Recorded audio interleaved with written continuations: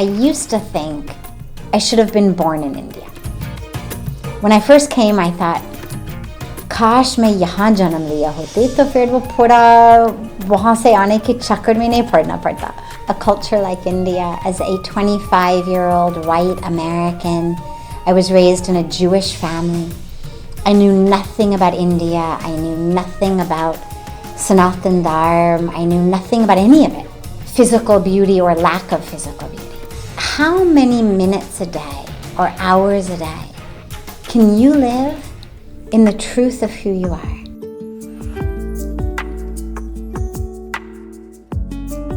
I came to India at the age of 25.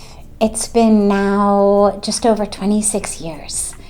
I would love to say that, I recognized the shallowness of the world in America, that I recognized the shallowness of the material world. I would love to say that, but it isn't actually true. I came to India with a backpack on what I thought would be 3-month adventure trip, just on a break from my PhD program. I was grew up in Los Angeles, in Hollywood quite literally, and graduated from Stanford University. I was in the middle of getting a PhD. I had everything that we are told you need to be happy. Most of us get taught that there's this happiness equation. Get a good degree, get a good job, make a lot of money, live in the right area of town with a nice house, vacation at the right resorts. And I had all of those things. I grew up amidst so much privilege, so much opportunity, so much wealth on every level, not just financially, but wealth of opportunity, wealth of education, wealth of blessings. It never occurred to me that there actually was a whole other world that was deeper, richer, fuller, more meaningful. Because we had all of these things, we meaning myself and my friends, family, we had all these things we're told one needs to be happy. And yet, no one was really deeply happy on that core fundamental spiritual level. But I didn't even know it was possible. I was managing my life. I was managing my schoolwork, managing my emotions, managing my relationships, managing my anger and pain, in addition to the privilege and opportunity and blessings. I also had experienced a lot of challenges, difficulties, even trauma in my early childhood. It had led to, as you can imagine, pain as I grew, anger as I grew, anxiety, stress, depression. By 25 years old, I had gotten to a point where I was managing my life, managing it in what seemed like a successful way. But it wasn't deep happiness, it was just managing. But everybody I knew was also managing their lives. Some were managing well, some weren't managing so well. But it seemed like that was really the best that anyone could hope for, was just to manage their lives. No one ever said to me, and it never occurred to me, by the way, there's an alternative. By the way, you actually can be free. Managing this stuff is not the highest goal. You actually can be free of the pain, free of the anger, free of the stress, free of the depression, free of that constant sense of not enoughness. So I came to India just on an adventure. I had no idea I was going to find all of this because I had no idea this existed. I was an avid traveler, had traveled a lot throughout Europe, England, throughout America, South America, And so when India was suggested, the only reason I even agreed to go was I was a very strict vegetarian. And so traveling in Europe, even traveling throughout America now, 26 years ago, as a really pukka vegetarian was very difficult.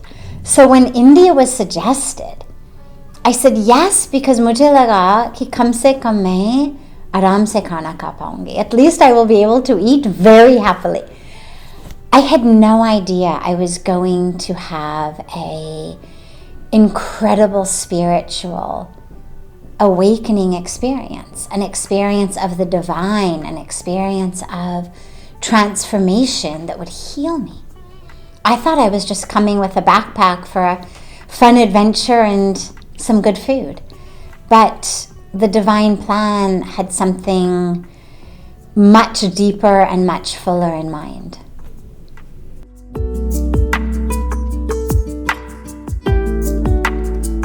Rishikesh was the very first place we went. This is why I always say it was a journey of grace. So we get to the hotel, put our bags in the hotel, and I said, I'm going to the banks of Mother Ganga. I'm going to the river. I didn't even say Mother Ganga. I think I just said the river. I'm going to go put my feet in the river. And I look out over Ganga. And I had this incredibly powerful spiritual experience of oneness with the divine. I was not a religious person. I was not even somebody who identifies as a spiritual person. I was a scientist. I was getting a PhD in pediatric neuropsychology. I was an academic. But there I was having this extraordinary experience of being one with the divine, of everything being one, all being divine. Like wherever I looked, it was all God. And I was sobbing. These tears of truth, these tears of having come home. And so I knew this is where I was meant to be. And over the next 7-10 days, I had a series of experiences, so many of them, that made me know not only was I meant to be in Rishikesh, but I was meant to be at Parmarth Nikatan Ashram, that was where I was meant to be, where the title of my book, Hollywood to the Himalayas, came from, because my journey really was that journey from Hollywood to the Himalayas. A very open, very raw, very vulnerable, very funny also, book and story. But really what I wanted to share so much and have been so touched to hear people's responses to, how everyone's been so touched, is that way that everyone who reads it can actually make that shift from the Hollywood way of thinking to the Himalayan way of thinking. My story is one that I really hope will make everybody read and say, I can do that. This is a woman who knows anger, who knows pain, who knows suffering, who knows emotional roller coasters, but also a woman who knows freedom and bliss and fulfillment and awakening. And if she can make that mindset shift, so can I.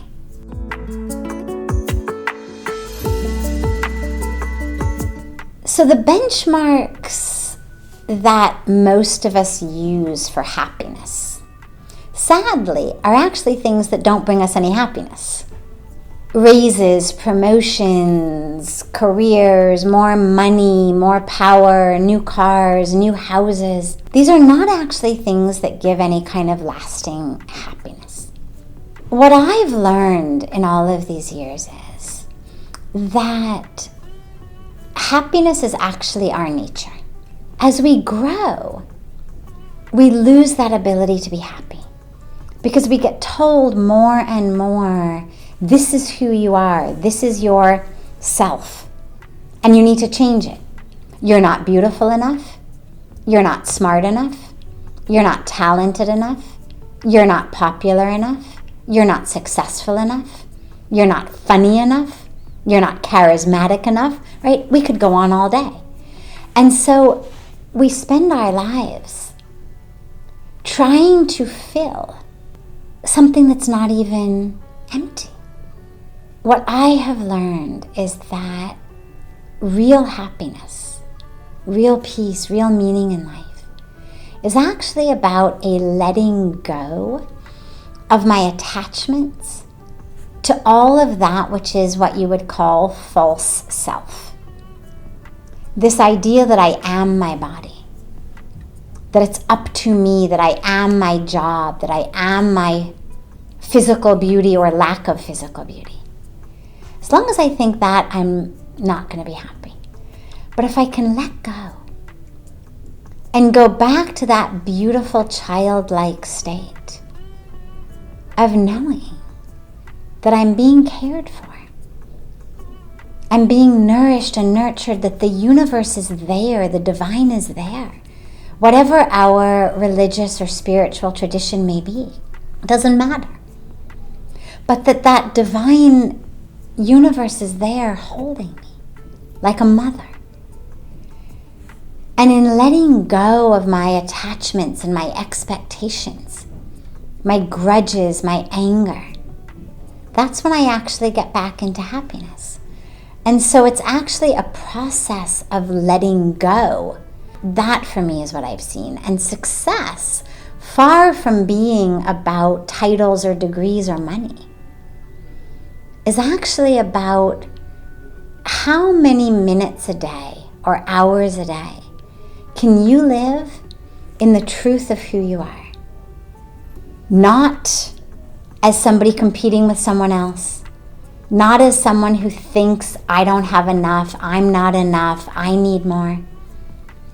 But how much can you live in that fullness of the self, that sense of self as consciousness, as spirit, seeing others as spirit, as soul, as divinity, rather than seeing ourselves and others as objects.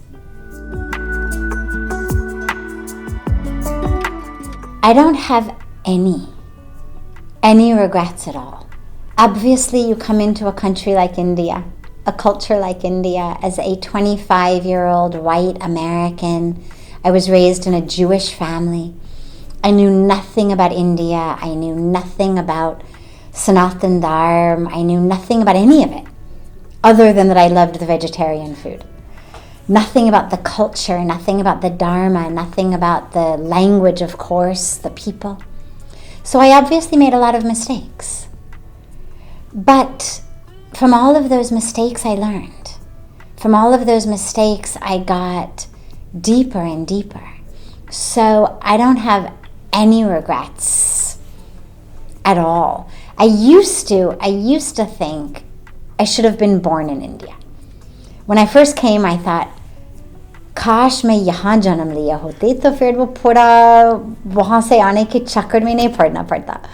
But what I realized is it actually was really beneficial that I was born in America, because now so much of the work that I do is speaking to audiences from all over the world, and the ability to really understand that culture because I've come from it, and to be a bridge, a cultural bridge, has been a wonderful blessing. So now I don't see all of that as a chucker to just say I should be free, but actually I see it as a huge blessing that has enabled me to be able to share and to spread these teachings in a way that I probably wouldn't have been able to if I actually had just been born here.